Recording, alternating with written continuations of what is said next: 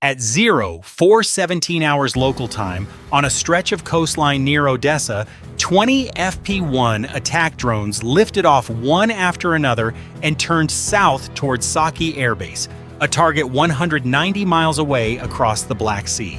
Saki was no ordinary airfield. It was home to a naval-aviation regiment of the Black Sea Fleet, the place where Russia kept its Su-24 bombers and Su-30 fighters, and one of the load-bearing pillars holding up the entire air defense roof over western Crimea.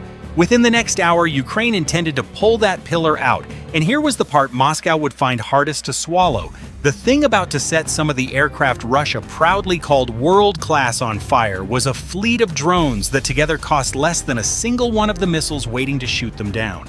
20 machines against a defensive network worth billions. On paper, it was no contest. But the paper had never been the battlefield, and the next few minutes would decide which of the two Russia was actually fighting. By 0431 hours local time, the 20 FP-1 drones had left the open water behind and were closing on the western edge of Crimea, strung out in a loose line barely 200 feet above the waves. They held 120 miles per hour, slow by the standards of a fighter, but that was exactly the point. At that height and that speed, each drone was less an aircraft than a splinter riding the surface of the sea, and the crews waiting for them near Sevastopol had been trained to hunt something far larger. The outer ring of that defense was the S-400 Triumf, the system Russia trusted to seal the sky over the entire peninsula. On paper, it was formidable. Its 9-1 N-6E surveillance radar could reach out hundreds of miles to find high-flying targets. Its 9-2 N-6E fire control radar could track dozens of contacts at once, and its interceptors could strike aircraft at extreme range and altitude. Against a wave of bombers or cruise missiles driving toward Crimea, the S-400 was very close to the impenetrable wall its designers had promised.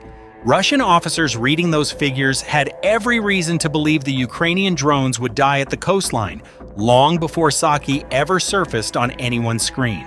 But those figures were written for a war fought high in the open sky, and the FP-1 refused to fight it there. The battlefield has never respected the numbers printed in a weapons manual. It answers to the curve of the horizon, the glare of the water, and the seconds a human crew needs to trust what it is seeing. Radar cannot look through the earth. Beyond the point where the sea bends away, a target at 200 feet simply falls under the horizon, and no amount of transmitter power can drag it back into view. Every mile the drone stayed low was a mile the 9-1 N-6E could not use. And when an FP-1 finally climbed into reach, it arrived buried in noise. The endless glitter of wave crests, salt haze, the low clutter of the coastline, a background against which a small, cold, slow-moving airframe looked almost indistinguishable from nothing at all. So when the first contacts did appear, they came in the worst possible form: faint, flickering, uncertain.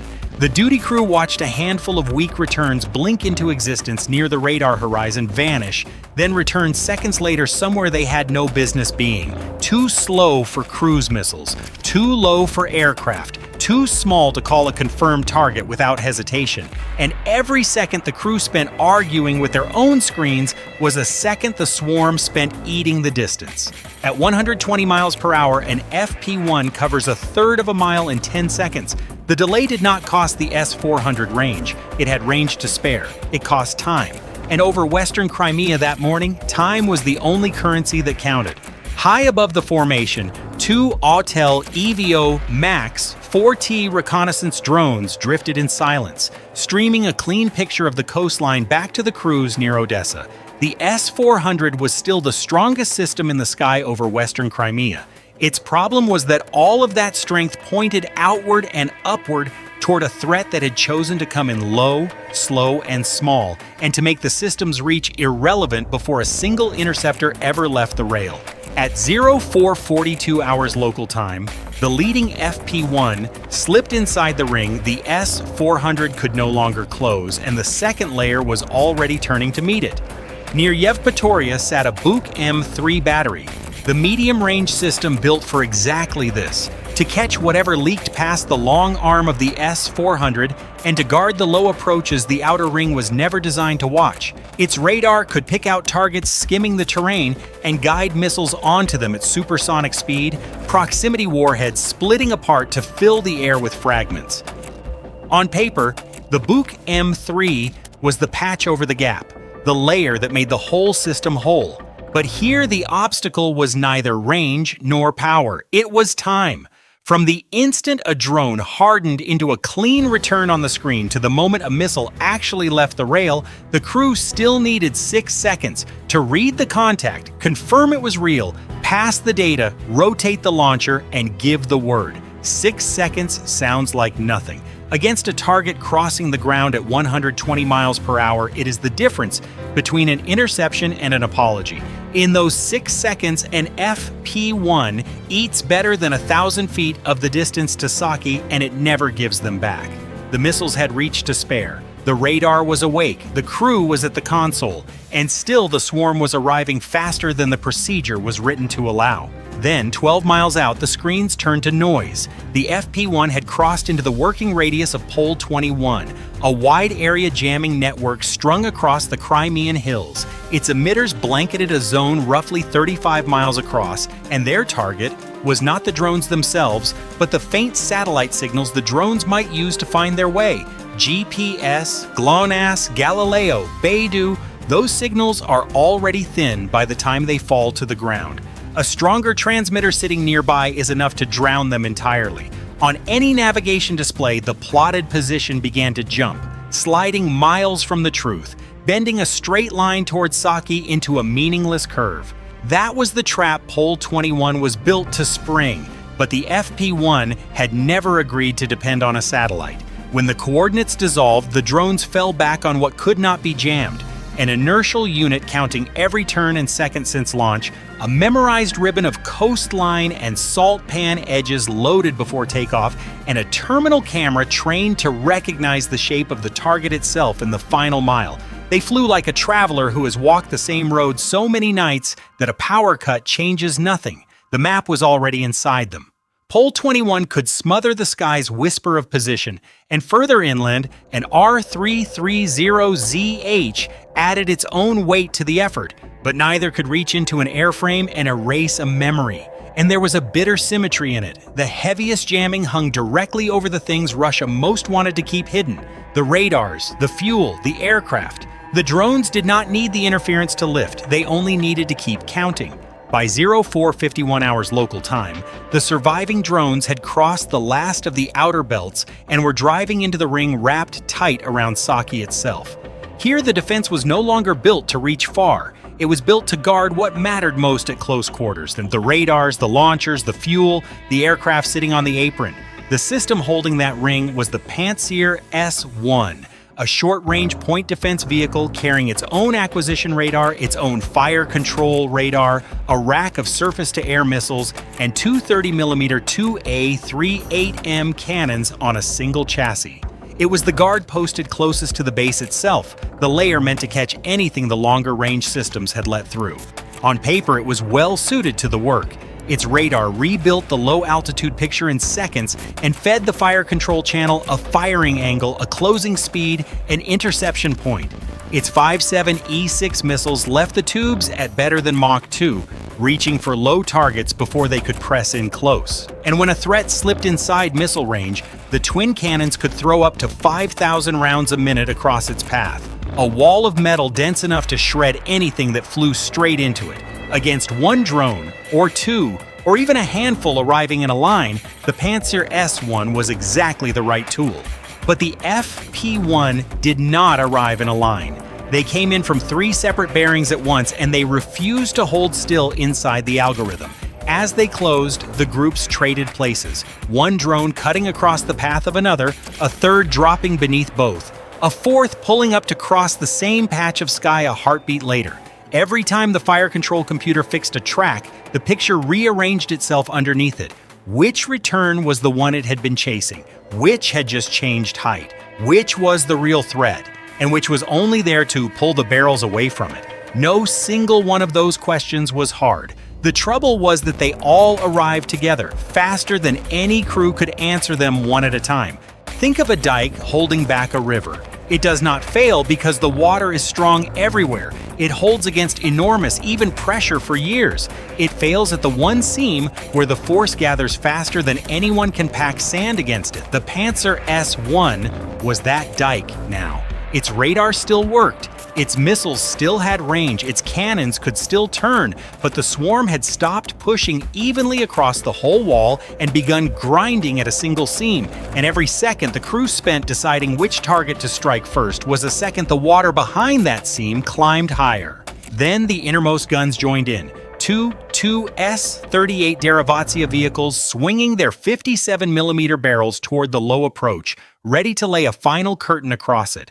On the map, Saki was still ringed in fire. In the airspace above it, the seam had already begun to give. At 0503 hours local time, the seam gave way. While the Panzer S-1 was still spending its last decisions on the drones weaving in front of it, 4 FP-1 slipped through the gap. The confusion had opened and crossed the perimeter fence of Saki itself. Behind them, the two Autel Avio Max 4T were still overhead, and against the cold gray of the pre-dawn base, every warm thing on the ground stood out like a lamp in a dark room. A generator that had run all night, the engine bay of a fuel truck, the clustered heat of aircraft that had been fed power and fluids in preparation for the day's sorties. The reconnaissance drones did not need to guess. They read the base the way a doctor reads a scan, and one by one they marked where the pressure behind the dike was highest. The first P-1 went for the fuel farm. It dropped its nose toward a row of storage tanks near the apron, held its line through the last 100 yards, and drove its 110-pound warhead into the base of the nearest tank. For a heartbeat, there was only a dull, flat crack. Then the fuel found the air. A column of fire climbed straight up, brighter than the coming dawn, and the flat crack became a roar that rolled across the whole field. That was the first crack in the wall. Everything after it came through the hole, because the tanks did not sit alone. Fuel lines ran from them toward the refueling points. Refueling points sat beside the apron, and on the apron, wing to wing, were the Su-24 and Su-30 the whole strike had been built to reach. The fire did not have to travel far, it only had to travel. At 0505 hours local time, the second FP-1 crossed the burning fuel farm and pushed on to the aircraft themselves. Sitting still on the concrete, the Su-30 that Russia called among the best fighters in the world were no longer fighters. They were long metal shapes full of fuel and ammunition, unable to move, unable to hide, lit up on the drone's thermal camera as clearly as words on a page. The warhead struck one Su-24 near the fuselage. Fire ran the length of it. The aircraft parked beside it caught within seconds. Then the countdown that mattered began, not on a clock, but in the chain itself. 3 impacts left. The third drone drove into a munitions cart staged near the apron for the morning's loading, and a sharper, harder blast tore out of the middle of the fire, throwing hot fragments across the neighboring aircraft. 2. The fourth went into the hangar line, punched through the thin roof, and detonated inside, blowing the doors outward and lifting a wall of flame through the structure. 1. By 0509 hours local time, there was no longer a fire at Saki. There was one fire made of many. Tanks feeding lines, lines feeding the apron feeding the hangars feeding the sky. The dike had not failed everywhere at once. It had failed at a single seam, and then the whole weight of the river had come through it. Ground crews who tried to reach one blaze found 2 more between them and it. Fire trucks moved toward the fuel farm and were turned back by the heat before they arrived. At 0512 hours local time, the last of the strike burned itself out. What was left standing at Saki was smoke and the shapes of aircraft that would never again take off.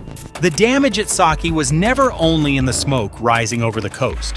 Militarily, Ukraine had cut several vital links at once. The fuel farm burned down to its foundations, and with it went the base's ability to arm and launch aircraft. Multiple Su-24 and Su-30 were destroyed or gutted where they stood on the apron, and at least 4 hangars along with them. A component of the S-400 Triumf that had anchored the outer ring near Sevastopol was knocked out of the fight, and the Panzer S-1 posted closest to the base, the short-range shield meant to guard the radars, launchers, and fuel, had been silenced at the exact moment it was needed most. But the deeper wound was not the count of burned airframes. Strategically, Ukraine had not attacked Saki so much as the structure holding up the sky over western Crimea. Every disabled radar, every launcher pulled out of the network, every fuel line severed opened another gap in a roof Russia had spent years convincing itself was solid. And a roof does not have to collapse to fail. It only has to leak in enough places that no one sheltering beneath it feels safe again. That was the real lesson of the morning, and it had nothing to do with any single weapon. Sometimes what breaks an air defense network is not a better missile or a faster jet. It is numbers, tempo, and pressure arriving all at once, faster than a system built to handle one clean target at a time can ever answer.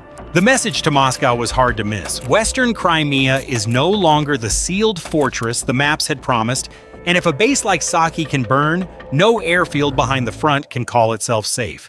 If you believe Ukraine deserves to live in peace and freedom, leave a comment and share this analysis. After a strike like this, what do you think Russia will be forced to do? Pull air defense back from the front, scatter its aircraft across more bases, or finally take a lasting ceasefire seriously?